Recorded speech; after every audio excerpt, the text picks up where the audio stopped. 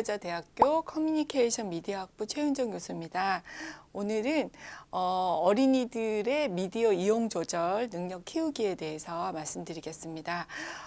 요즘 이제 보면 어린이들이 스마트폰을 너무 많이 사용을 하고 중독 때문에 이제 고민하는 그런 부모님들 많으실 텐데요. 결국은 그 청소년기에 접어들면 무조건 이제 스마트폰을 이용하지 못하게 할 수도 없고 결국은 스스로 이제 미디어를 이용을 잘 조절할 수 있도록 해주는 게 중요한데 그 핵심 능력이 바로 미디어 이용 조절 능력입니다. 그래서 오늘은 어린이들이 어떻게 미디어 이용 조절 능력을 높일 수 있는지, 그리고 부모가 어떤 일을 해줄 수 있는지 간략하게 말씀드리도록 하겠습니다. 우선 본론에 들어가기 전에 미디어가 어린이들한테 어떤 영향을 미치는지 알아보도록 하겠습니다. 잘 아시다시피 첫 번째로는 이제 폭력적인 그런 영향력이 있습니다. 그래서 폭력적인 물을 많이 보게 되면 폭력에 대해서 둔감해지고 또 현실 세계를 텔레비전의 그 상징 세계와 동일시하게 돼서 세상이 굉장히 어둡고 폭력이 가득한 곳으로 그렇게 인식하기 되기 쉽고 또 무슨 일이 있을 때 폭력으로 여러 가지 그 일들을 해결하려고 하는 그런 습관이 생기기 쉽습니다. 또 요즘 이렇게 유튜브 같은 데 보면 부적절한 언어를 굉장히 많이 쓰고 있습니다. 그래서 유튜브 진행자가 사용하는 그런 무분별한 언어 표현 이런 것도 굉장히 문제가 많이 되고 있고요. 어린이 프로그램 같은 경우는 이제 아이들이 캐리 같은 그런 프로그램들을 굉장히 많이 보는데 거기에도 보면 이렇게 좀 귀엽게 말하기 위해서 된소리를 많이 하거든요. 그래서 닦아야를 그냥 닦아야, 조금만을 조금만 뭐 이런 식으로 이게 표현을 많이 하는데 이제 그런 것도 보면 좀 부적절한 그런 언어를 사용하게 되는데 영향을 미칠 수 있습니다. 그리고 이제 간접 광고가 굉장히 많습니다. 그래서 장난감 언박싱 프로그램들을 어린이들은 굉장히 많이 보는데 이런 거를 이제 많이 시청할수록 어린이뿐 아니라 청소년들도 구매 욕구를 상승시킨다는 그런 연구 결과가 있습니다. 그리고 이런 거를 이렇게 계속 보게 되다 보면 물질주의적인 그런 세계관을 형성할 수 있게 되는 거죠. 그리고 또 어린이들이 이렇게 노는 걸 이렇게 보면은 아무런 도구가 없어도 자기네들이 이렇게 풀 같은 거 뜯어가지고 소꿉장난하고 막 이런 거 보실 수 있을 텐데요. 유튜브나 이제 프로그램에서는 그런 것들을 보여주질 않습니다. 그래서 뭔가 놀기 위해서는 무조건 장난감이 있어야 되는 걸로 이제 알게 되고 또 이렇게 장난감을 가지고 노는 방법도 사실 굉장히 다양할 수 있는데 획일화되는 그런 부정적인 효과가 있다고 할 수 있습니다. 또 성 역할에 대한 고정관념 또한 이제 문제입니다. 그래서 일부러 이제 여자 어린이들한테 신데렐라나 이렇게 백설공주 같은 그런 디즈니 동화를 일부러 안 들려주시는 그런 부모님들도 있을 텐데요.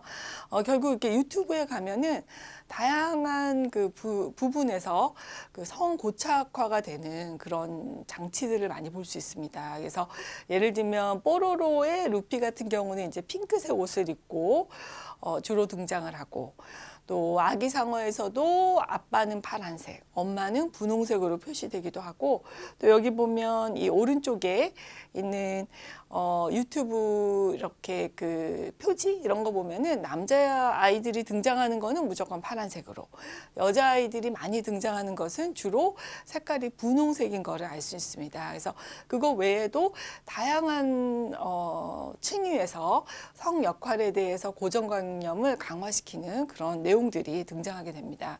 그리고 또 언어 발달에도 부정적인 영향을 미치는 것으로 알려져 있습니다. 일단 TV를 너무 많이 시청하게 되면 어른들과 상호작용하는 시간이 줄어들기 때문에 보통 이제 어린이들이 TV를 시청하는 것보다는 어른들과 상호작용하면서 더 많은 그 단어 습득을 하게 되는데 그런 그 새로운 단어를 배울 수 있는 기회가 줄어들고 있는 거고요. 그래서 만 4세 때 비유아용 영상 시청이 이제 길어지면 주의력도 감소하는 걸로 나타났고 인지 발달과 언어 발달 점수가 낮은 것으로 그렇게 나타나기도 했습니다. 그리고 이제 모두가 알다시피 스마트폰 중독이 아주 큰 문제입니다. 그래서 2020년 자료에 따르면 10대 청소년 응답자 중에 30%가 스마트폰이 없으면 일상생활에 지장이 있다고 대답할 정도로 어린이들은 굉장히 스마트폰에 많이 의존하고 있는 그런 상황입니다. 이러한 그 인터넷 중독 수준이 높을수록 여러 어려움들을 통제하면서 학습을 계속해 나가는 능력인 행동 통제가 부족한 것으로 나타나고 있습니다. 그래서 스마트폰 중독이 높은 경우는 학업 성적이 이제 떨어지고 교우 관계도 떨어지고 학교 생활도 잘 못하는 것으로 많은 연구에서 그렇게 나타나고 있습니다.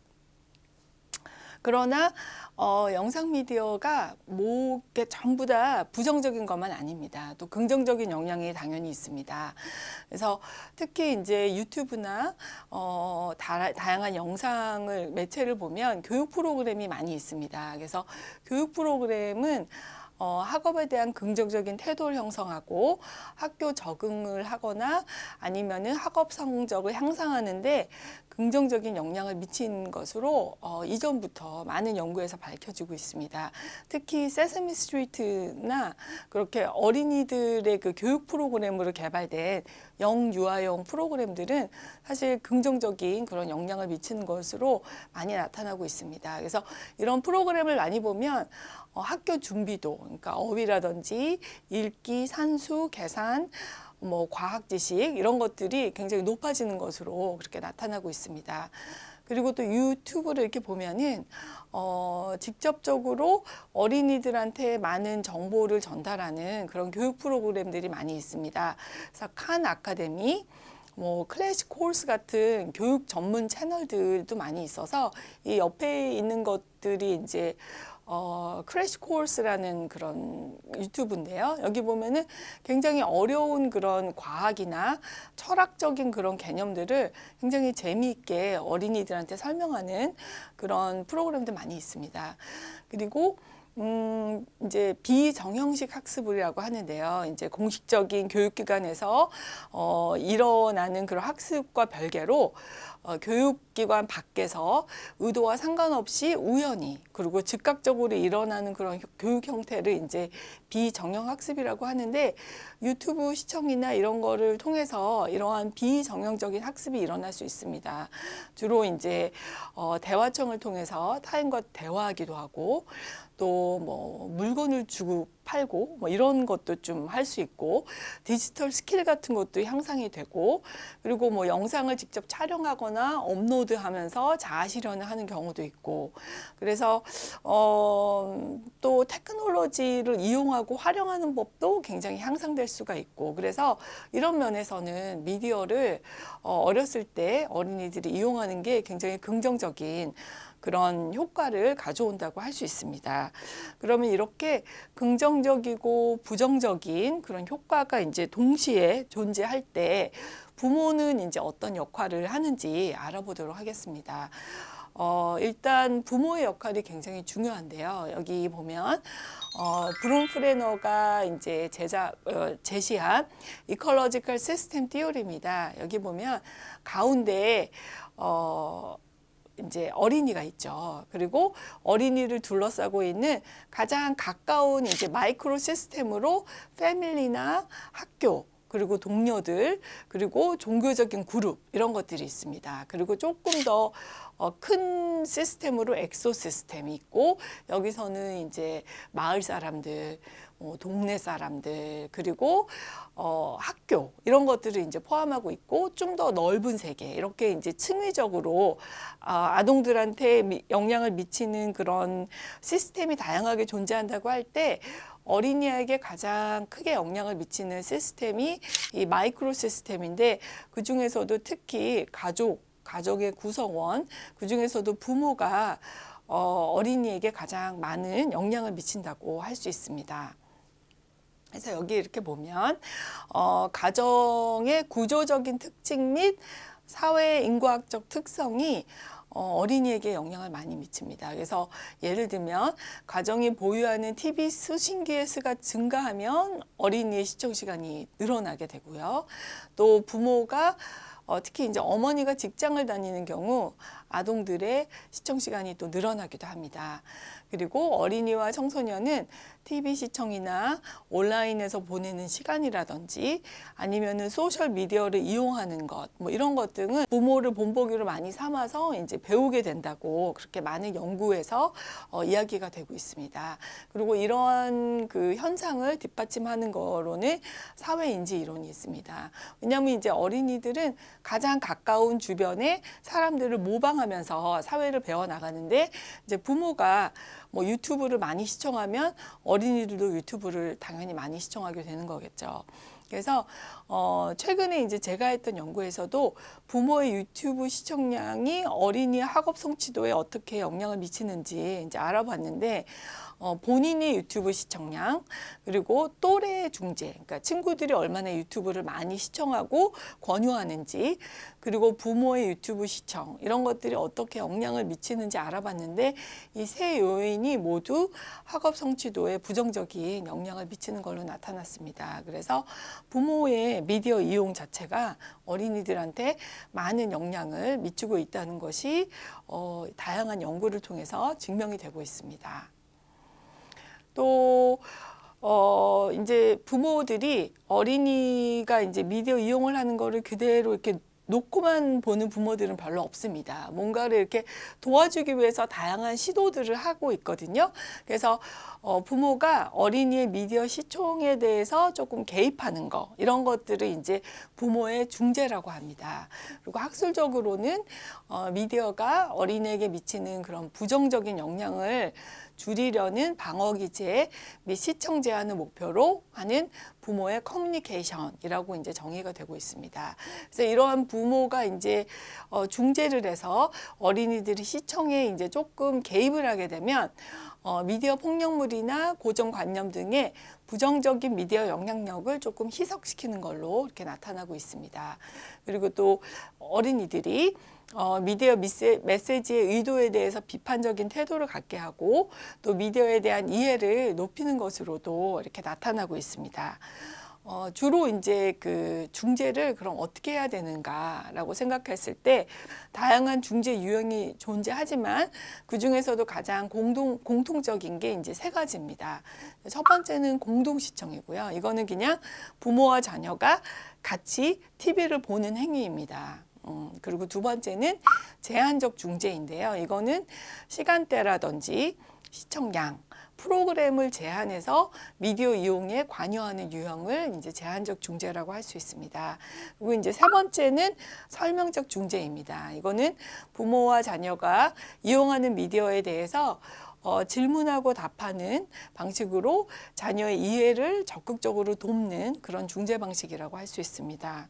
그래서 조금 더 자세히 이제 알아보면 공동시청 경우에는 사실 어린이가 이렇게 프로그램을 시청하는데 엄마가 옆에서 시청하는 게 그렇게 흔하게 일어나고 있지 않습니다. 왜냐하면 요즘은 어린이들이 이렇게 스마트폰으로 많이 보기 때문에 이제 고립된 시청, 혼자 하는 시청이 굉장히 늘어나고 있어서 사실 부모가 그냥 같이 시청하는 것만으로도 굉장히 좋은 효과가 날 수 있는데 사실 그런 일이 이렇게 빈번하게 일어나지 않고 있는 현상입니다.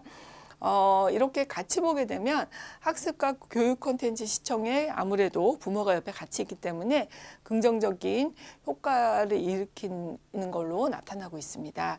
또 미디어에서 제공되는 가치관을 올바르게 이해하고 현명한 미디어 소비자로 성장할 수 있게 한다고 알려져 있습니다. 근데 그럼에도 이제 공동 시청을 하는 경우에도 폭력성 학습이나 이제 가상이나 현실 분별을 이제 부족하게 되는 그런 경우도 있습니다. 왜냐하면은 설명을 안 하고 그냥 같이 보기만 하기 때문에 그런 것 같습니다. 그리고 또 어떤 연구에서는 공동 시청을 하는 경우 오히려 미디어 이용을 증가시킨다라고 나와 있는데 저도 그렇고 이렇게 조금 청소년들이 크면 엄마랑 같이 딸이랑 드라마 같은 거 보는 경우가 많이 있죠. 이제 이럴 경우에는 오히려 약간 미디어 이용을 오히려 증가시키지 않나라는 그런 생각이 듭니다.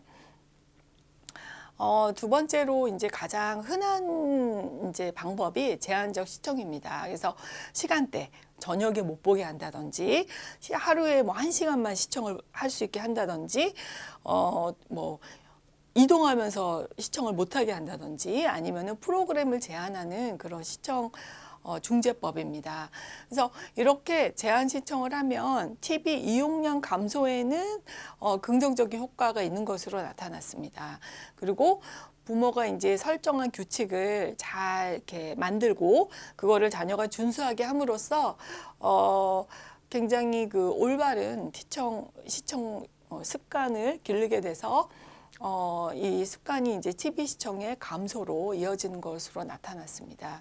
그리고 이렇게 제한적 시청을 하면 사실 요즘 이제 가장 부모님들이 우려하는 것 중에 하나가 인터넷의 음란물이라든지 뭐 폭력이라든지 사생활 침해라든지 좀 이런 부정적인 노출에 대한 그런 우려도 심한데 그런 것들도 감소하게 되는 것으로 나타났습니다.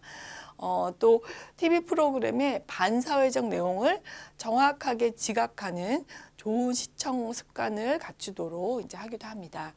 그런데 이제 너무 지나치게 강력한 제한은 오히려 타매체 이용 시간을 증가시키는 대체 효과로 이어질 수 있는 것으로 또 많은 연구에서 나타나고 있습니다. 그래서 이러한 제한적 시청은 어린이들, 초등학교까지는 어느 정도 효과가 있는 것 같습니다. 근데 이제 중학교나 고등학생 올라가면 오히려 너무 못 보게 하면 밖에서 몰래 본다든지 핸드폰을 뺏어도 다 많이 경험해 사셨을 거예요.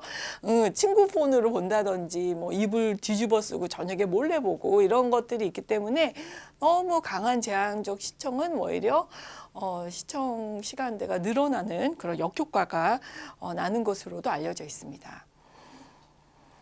마지막으로 이제 설명적 중재인데요. 이거는 상호작용하면서 그리고 부모가 어린이들한테 그 영상 컨텐츠의 내용을 설명하는 그런 중재입니다. 이 설명적 중재는 사실은 그 이론을 바탕으로 이제 설정이 된 중재인데, 비고스키의 근접 발달 영역이라는 그 이론을 보면 잘 알 수 있습니다. 이 이론은 유아들이 부모 및 본인보다 나이가 많은 사람들과 자기보다 좀 더 성숙한 사람들과 상호작용할 때 자신들의 능력 이상의 체험에 노출이 되고 이렇게 본인이 편하게 이해할 수 있는 내용보다 조금 더 어려운 학습을 하거나 복잡한 내용을 이해하게 됐을 때 학습이 최대화된다고 주장을 하고 있습니다. 근데 이렇게 되기 위해서는 누구나, 그러니까 부모든지 아니면은 양육자든지 아니면은 언니 오빠라든지 뭔가 조금 그 어린이보다 조금 더 많은 것을 아는 사람과의 상호작용 그리고 학습, 지도 이런 것이 이제 필수인 거죠. 그래서 요 발달 영역에 대한 표를 보시면 요 가운데는 너무 이지한 겁니다. 그래서 어린이가 부모 도움 없이도 당연히 이해할 수 있는 그런 부분이거든요. 근데 아주 쉽고 재밌다고 그래서 그거만 계속 보면은 발달이 일어날 수가 없습니다. 그리고 이제 맨 바깥쪽에 있는 그 두꺼운 그거는 too hard zone이라고 이제 영어로 써여 있는데 너무 어려운 거예요. 그래서 예를 들면 초등학교 1학년 어린이가 뭐 굉장히 어려운 다큐멘터리라든지 뭐 수학에 대한 다큐멘터리 뭐 아니면은 9시 저녁 뉴스 이런 걸 보면 이해도가 굉장히 떨어지죠. 왜냐하면 너무 어렵기 때문에. 그래서 그런 것들은 아무리 봐도 학습이 일어나지가 않습니다. 근데 가장 학습이 많이 일어나는 건 그 중간이에요. 그래서 너무 쉽지도 않고 너무 어렵지도 않고 그 중간 단계인데 이거를 혼자서는 할 수 없는데 누군가가 같이 도와줘가지고 잘할 수 있도록 도와줬을 때 가장 학습이 많이 일어난다는 것이죠. 이거를 또 다르게 표현하면은 더 트래블링 렌즈 모델이라는 이론으로도 설명할 수 있습니다. 이게 지금 영어로 이렇게 작성이 돼서 조금 어려우실 수 있는데요. 일단 그 Y 측은 arousal of interest and attention입니다. 그래서 집중을 얼마나 많이 하느냐, 그리고 얼마나 흥분돼서 열심히 보느냐, 그거거든요. 그리고 밑에를 이렇게 보시면 맨 오른쪽이죠. 이제 이쪽은 너무 쉬운 겁니다. 그래서 너무 퍼밀리어하고 다 아는 거고, 너무 단순하고 반복적이고, 그리고 너무나도 예상 가능한 그런 프로그램이고, 그 반대쪽은 왼쪽 끝은 이제 너무 새롭고 복잡하고, 그리고 예측 가능하지가 않고 굉장히 놀랍고 뭔가 그런 것들입니다. 그래서 이런 것들은 굉장히 어렵다고 이제 볼 수 있죠. 그래서 이렇게 보시면 너무나도 쉬운 거, 그리고 너무나도 어려운 거는 어린이들의 어텐션이 굉장히 낮습니다. 왜냐하면 너무 쉽고, 그래서 아우 이건 너무 쉬워. 그리고 어려운 건 너무 어렵기 때문이죠. 그래서 어린이들의 그 어텐션이라든지 관심이 가장 극대화되는 거는 정 가운데입니다. 그러니까 굉장히 적절하게 어렵고 적절하게 쉬운 부분이 이제 가장 어린이들의 어텐션을 많이 끄는 거죠. 그래서 이렇게 산이 이렇게 보이시죠? 그래서 그 정점에 있는 부분이 어린이들이 가장 재미있게 볼 수 있는 시청 난이도라고 할 수 있습니다. 근데 여기서 굉장히 재밌는 거는 요 정점에 있는 어린이들이 가장 좋아하는 부분의 난이도로 어린이들이 시청을 하면 학습이 별로 일어나지 않는 거예요. 학습이 일어나는 거는 조금 더 오른쪽으로 옮겨졌을 때, 본인이 굉장히 재미있게 볼 수 있는 것보다는 조금 더 어려운 쪽으로 옮겨졌을 때, 그때 가장 러닝이 많이 일어나는 겁니다. 그래서 이거는 사실 어른한테도 적용할 수 있고 초등학생, 고등학생, 그리고 성인한테도 다 적용될 수 있는, 그래서 뭔가 러닝이 일어나기 위해서는 우리가 굉장히 익숙한 것보다는 조금 더 어려워야 되는 거죠. 그리고 이렇게 어려운 거를 쉽게 이해할 수 있도록 도와주는 게 바로 설명적 중재라고 할 수 있습니다. 그래서 설명적 중재를 그러면 제가 이제 이런 얘기를 많이 하면 어떻게 그런 설명적 중재를 하는지에 대해서 좀 너무 막연하기 때문에 저도 좀 고민을 해왔는데, 최근에 이제 2022년에 발표된 논문에 보면은 이거를 한 5가지로 이렇게 나누고 있습니다. 그래서 첫 번째는 그냥 시작하기입니다. 그래서 가족 구성원이 자녀의 미디어 텍스트 또는 디바이스 참여를 적극적으로 유도를 이렇게 하는 겁니다. 그래서 자녀가 교육적 혜택 받기를 바라는 그런 동기, 그리고 또 향수와 자신의 미디어 열정을 세대 간에 공유하려는 그런 욕구 등이 이제 동기가 되는 그런 중재인데, 예를 들면 이제 아빠가 재밌게 봤었던 아기 공룡 둘리를 자녀와 함께 같이 본다든지, 아니면은 과학 프로그램 같은 거를 같이 본다든지, 뭐 이런 것들이 이제 시작하기라고 할 수 있고요. 두 번째는 촉진하기입니다. 이거는 아동이 이미 이제 어떤 한 분야에 관심을 가지고, 예를 들면 뭐 공룡이라든지 이런 데 관심을 가지고 보고 있으면 그거를 계속 심화하도록 도와주는 것이 촉진하기입니다. 그리고 그 다음에 그러니까 이제 아까 그 비고스키의 이론에서 나왔던 스카폴딩, 비계 설정, 디딤 말하기라고 하는 거라고 할 수 있습니다. 이거는 세계가 이제 스카폴딩에 대한 다양한 번역을 이렇게 3가지로 이제 하고 있는데, 3개 다 같은 말입니다. 그래서 결국은 이 스캐폴딩은 아동이 현재 수준을 뛰어넘어 과제를 수행하거나 목표를 달성할 수 있도록 돕는 거죠. 그래서 혼자서 할 수 없는 알파벳 블록 게임을 이제 할 수 있도록 지도하는 거고, 또 이해하지 못하는 단어를 설명하는 거, 뭐 이런 것들이 이제 스캐폴딩이라고 할 수 있습니다. 그래서 어린이들이 조금 이해하기 힘들어하는 과학 다큐멘터리를 같이 보면서 어린이들한테 잘 설명을 하는 거, 뭐 이런 것들이 바로 스카폴딩이라고 할 수 있습니다. 그 다음에 4번째는 확장하기입니다.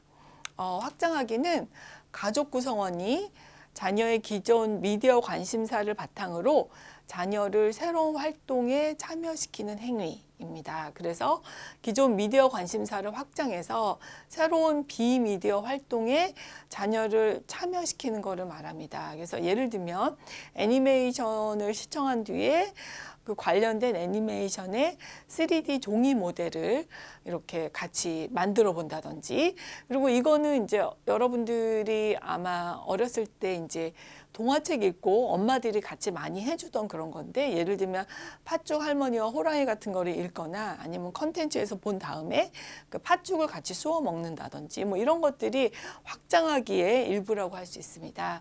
그리고 마지막은 관계 맺기입니다. 이거는 어린이가 좋아하는 미디어와 다른 거를 연결하여 자녀의 주의를 끄는 행위입니다. 그래서 예를 들면 영화 해피피트를 보고 그 주인공 펭귄 먼블이 다르다라는 거를 경험하는 그런 내러티브가 있는데, 이런 거를 이제 어린이들이 잘 이해하지 못할 때 그런 거를 잘 설명해주고, 현실 세계에서 나와 다른 사람들이 나와 같이 이 사회에 공존한다는 것을 잘 설명해 주는 것, 뭐 이런 것들이 관계 맺기라고 할 수 있습니다. 그래서 어린이가 동화책의 정보 그리고 영상 콘텐츠의 정보를 자신의 삶과 연결 지을 수 있도록 그렇게 도와주는 행위, 뭐 이런 것들이 관계 맺기라고 할 수 있습니다. 그리고 이렇게 대표적인 공동 시청, 그리고 제한적 시청, 그리고 설명적 중재 외에 또 한 가지 이제 중재가 최근에 부모들이 많이 이용하는 게 기술적 중재입니다. 이거는 이제 사용하는 소프트웨어나 앱이나 기기 설정 등을 통해서 중재하는 방법입니다. 이거는 이제 주로 접근을 제한한다든지, 그래서 어떠한 특정 사이트를 차단한다든지, 아니면은 모니터링을 하거나, 아니면은 뭐 미디어를 이용할 수 있는 앱을 설정해 놓는다든지, 아니면 이용할 수 있는 시간을 설정해서 기술적으로 중재를 하는 그런 방법입니다. 그리고 뭐 유해한 콘텐츠를 자동으로 차단하는 그런 필터링 소프트웨어를 사용한다든지 뭐 이런 건데, 이러한 기술적 중재에 대한 연구는 아직 많이 이루어지고 있진 않지만, 어린이들이 좀 더 습관적으로 TV를 시청하는 데에는 도움이 되는 그런 기술 중재라고 생각을 하고 있습니다. 그러면 이제 마지막으로 이제 이렇게 중재를 할 수 있는데, 부모들이 이런 중재를 통해서 궁극적으로 자녀한테 이제 어떤 능력을 이제 길러줘야 되잖아요. 그래서 그 능력이 무엇인가는 아까 제가 초반에 말씀드렸듯이 결국 자기조절 능력을 길러주는 게 굉장히 중요합니다. 그래서 자기조절 능력은 환경과의 그 바람직한 관계 형성을 위해 사회의 구성원으로서 자신과 타인의 행동 및 사고, 감정을 모니터하고 스스로 평가해서 상황에 맞게 스스로 조절하고 대처하는 그런 능력이라고 할 수 있습니다. 그래서 이게 이제 자기조절 능력이 미디어 자기조절 능력으로 적용이 되면 숙제를 해야 될 게 굉장히 많은데, 그 숙제를 다 미루고 TV를 보는 것이 아니라 상황에 맞게 스스로 조절을 해서 내가 할 게 굉장히 많으니까 이런 것들을 다 하고 미디어를 오후에 1시간만 봐야겠다라고 이렇게 스스로 대처하는 그런 능력인 거죠. 그래서 이러한 자기조절 능력은 한 개인의 부모, 또래와 관계와 같은 사회적 관계 속에서 발달을 합니다. 그래서 그 중에서도 특히 부모의 역할이 굉장히 큰 영향을 주는 것으로 나타나고 있습니다. 이제 자기조절 능력이 어린이에게 미치는 그런 영향을 많은 연구에서 연구가 되어 있는데요. 일단 자기조절 능력이 향상되는 경우는 인터넷 이용 시간이 감소하는 걸로 나타났습니다. 그리고 자기조절 능력이 긍정 정서와는 정적인 상관관계, 그리고 부정 정서와는 부정 관계를 갖는 것으로 이제 보고되고 있습니다. 그래서 자기조절 능력이 이제 높은 어린이들은 항상 조금 긍정적인 그런 정서를 가지고 있는 거죠. 그리고 또 중1 때의 자기조절 능력은 중3 때의 주의 집중력을 유의하게 예측하는 것으로 이제 나타났습니다.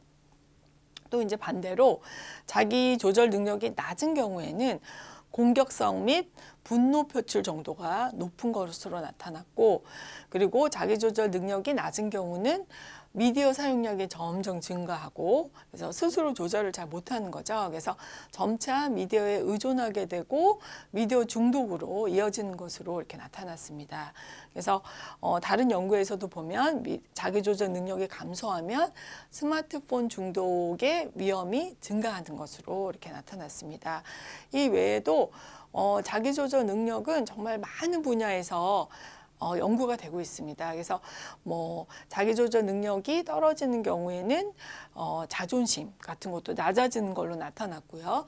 그리고 자기 조절 능력이 낮은 경우에는 학업 성취도도 낮은 것으로 이렇게 나타났습니다. 그래서 청소년이 그리고 어린이가 이렇게 제대로 잘 자라나기 위해서는 자기 조절 능력을 갖추는 것이 굉장히 중요하다고 할 수 있습니다. 그러면 이런 자기조절 능력을 이제 높이는 방법이 무엇일지 굉장히 궁금하실 텐데요. 일단 민주적인 양육 태도가 높으면 아동의 자기조절 학습 능력이 증가하고, 자기조절 학습 능력은 학교 적응과 학업 성취에 긍정적인 영향을 미치는 것으로 나타났습니다. 그래서 일단 아까 제가 전에도 말씀드렸듯이 자기조절 능력은 부모의 태도와 굉장히 관계가 깊다고 말씀드렸잖아요. 그래서 부모의 양육 태도, 부모가 어린이와 함께 대화하는 방법이라든지 어린이를 대하는 태도가 굉장히 자기조절 능력에 많은 영향을 미친다고 할 수 있습니다. 그래서 민주적인 양육 태도가 굉장히 높으면 자기조절 능력이 높아지는 거죠. 또 부모가 긍정적인 정서 표현을 많이 할수록 자기조절 능력이 높아지는 것으로 나타났습니다. 또 호주의 한 연구에서는 5세 미만의 자녀를 둔 아버지들이 자녀들과 주기적으로 신체 놀이를 했을 때 이 감정과 생각을 조절하는 자기조절 능력이 향상이 되었고, 공격적인 성향도 감소했다고 이제 발표가 되었습니다. 그래서 부모님들이 아이들과 많은 시간을 보내고 상호작용하고 신체 활동을 하는 것도 자기조절 능력을 높이는 것으로 나타났습니다. 반대로 부모의 강압적인 훈육 방식이라든지 권위적인 양육 행동은 유아의 자기 통제력 발달에 부정적인 영향을 미치는 것으로 나타났습니다. 그래서 부모가 너무 강압적이거나 권위적으로 이제 행동할 경우에는 오히려 자기 통제력 발달에 부정적인 것으로 나타난 거죠. 또한 부모가 강압적인 체벌을 사용할수록 유아는 자기 수정 또는 자기 통제를 하는 내면화된 행동을 덜하게 되는 것으로, 그리고 반대로 그 부모가 긍정적인 표현을 많이 할수록 아동의 자기조절 능력이 향상되고, 정서적 학대나 방임적인 태도일수록 자기조절 능력이 저하되는 것으로 이렇게 나타났습니다. 그리고 또 아까 제가 말씀드린 영상 미디어의 중재 방식 중에 설명적 중재, 제한적 중재, 공동 시청 중 영상 미디어의 자기 조절에 미치는 중재 방식은 무엇인지 이제 알아봤는데, 재밌게도 제가 한 연구에서는 굉장히 아동들을 4세에서 6세 아동을 대상으로 하는 거였기 때문에 이 세 가지 중재가 모두 긍정적인 영향을 미치는 걸로 나타났습니다. 근데 그 중에서도 공동 시청이나 설명적 중재할 때는 더 많은 긍정적인 영향을 미쳤고, 제한적 중재도 긍정적인 영향을 미쳤지만 그 영향력이 가장 낮았습니다. 그 얘기는 같이 시청하고 설명을 할 때 어린이들의 그 이용 조절 능력이 더 향상됐다는 거죠. 그래서 이 부모의 양육 태도, 이게 좀 정리해서 다시 말씀을 드리면, 부모의 양육 태도는 다양한 사람들이 연구를 했지만 이 셰이퍼라는 학자가 신생아기부터 초기 청년기에 이르는 동안 유아의 발달과 어머니의 양육 태도를 30년 동안 이렇게 관찰을 하고, 어머니 양육 태도가 크게 두 가지 축이 있다고 이제 이야기를 했습니다. 하나는 애정이 굉장히 많은 거예요. 그리고 영어로는 웜스라고 합니다. 그러니까 온정이 굉장히 많고 애정이 많은 것과 애정이 굉장히 적은 그런 축과 또 하나의 굉장히 중요한 축은 자율 통제의 축입니다. 그래서 하나는 굉장히 자율적으로 자녀에게 이렇게 그 자녀 스스로 선택하도록 하는 거. 그리고 또 하나는 굉장히 부모가 굉장히 강하게 통제하는 축. 이렇게 두 가지 축을 가지고 네 가지 유형의 부모의 양육 태도를 이제 제시하고 있습니다. 그래서 애정적이면서 자율적, 애정적이면서 통제적, 이제 거부적, 그러니까 그 애정 표현을 별로 하지 않으면서 굉장히 자율적으로 하는 경우와 거부적이고 통제적, 이렇게 네 가지의 유형을 제시하고 있는데 앞에 나왔던 여러 가지 그 연구 결과나 또 제가 또 이 SSK를 통해서 한 연구 결과들을 이렇게 보면은 결국은 애정적이고 자율적인 부모의 지도하에 자기조절 능력이 향상되는 것을 볼 수 있습니다. 그래서 부모한테 굉장히 따뜻하게 온정을 가지고 애정을 가지고 대하고, 그리고 이거는 약간 의외일 수 있는데 통제를 지나치게 막 해가지고 너 이거 봐, 이거 해라, 이렇게 너무 지나치게 이렇게 권위적으로 통제하는 독재적인 그런 부모보다는 자녀한테 자율권을 주고 스스로 결정하게 하는 자율적인 부모의 지도하에서 어린이들의 자기 조절 능력이 향상이 되고, 마찬가지로 자기 조절 능력이 조금 미디어 쪽에 적용된 미디어 이용 조절 능력도 향상되는 걸로 그렇게 나타나고 있습니다. 그래서 오늘의 요점은 이제 이렇게 정리하자면, 어린이들이 이제 밤자리에 몰래 이제 스마트폰을 하거나 너무 지나치게 동영상을 많이 시청하고 막 쇼츠 한번 시청을 시작하면 1시간씩 시청하고 이러는 청소년을 둔 부모님들이 굉장히 많으실 텐데, 이분들이 이 애들이 좀 스스로 내가 이렇게 못하게 막는 것은 한계가 있으니까 스스로 이제 조절을 해서 미디어 이용을 잘 할 수 있게 어떻게 하면 할 수 있을까 이제 고민하시는 분들이 많을 텐데, 이제 일단 첫 번째는 굉장히 긍정적인 것은 이런 청소년이나 어린이의 미디어 이용에 부모가 많은 영향력을 행사한다는 거예요. 그래서 부모가 영향을 미칠 수 있고, 아까 제가 말씀드렸던 그런 중재 방식 중에서 공동 시청이나 설명적인 중재를 할 경우에 어린이들의 그 미디어 이용 조절 능력이 높아져서 시청 양도 줄이지만 또 동시에 많은 양을 시청하더라도 높은 품질의 그런 좋은 프로그램, 그리고 교육 프로그램을 더 많이 시청할 수 있게 되는 거고요. 그리고 이제 세 번째, 어떻게 보면 굉장히 중요한 거거든요. 그래서 애정적이고 자율적인 양육 태도를 가지고 있으면, 그래서 자녀에게 따뜻한 말을 하고 강압적이지 않은 그런 환경에서 자녀와 잘 소통하시면 결국 이러한 양육 태도를 가지게 되면 설명적 중재를 또 많이 하게 되는 거거든요. 이럴 경우에 자녀의 이용 조절 능력이 향상되는 걸로 이렇게 나타나고 있습니다. 그래서 요 세 가지를 유념하셔서 어린이들 미디어 이용을 지도하시면 좋을 것 같습니다. 네, 그럼 이상으로 강의를 마치겠습니다. 들어주셔서 감사합니다.